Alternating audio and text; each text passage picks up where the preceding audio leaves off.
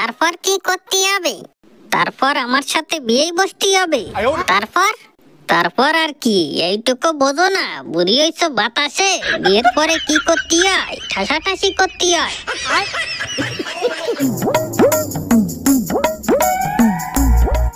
ও ভাবি, কি হয়েছে? আজকাল তুমি আমার দোকানে টোকানে আসতেছো না, কি ব্যাপার? শরীর টরিল খারাপ নাকি?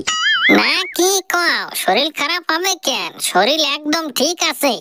শরীর যখন ঠিক আছে, তাহলে তুমি আমার দোকানে আসতেছো না কেন? ঘটনাটা কি? ঘটনা আর কি, ঘটনা কিছুই না, খালি ওই টাকা পয়সার একটু সমস্যা চলতেছে তো, ওই জন্যই আসতে পারতেছি না। ও, এই ব্যাপার, এই জন্যই তুমি আমার দোকানে আসতেছো না? তা টাকার চিন্তা করো কেন? তোমার যখন যা লাগবে তুমি আমার দোকানেতে নিয়ে যাবা, একদম চিন্তা করবা না, বুঝছো?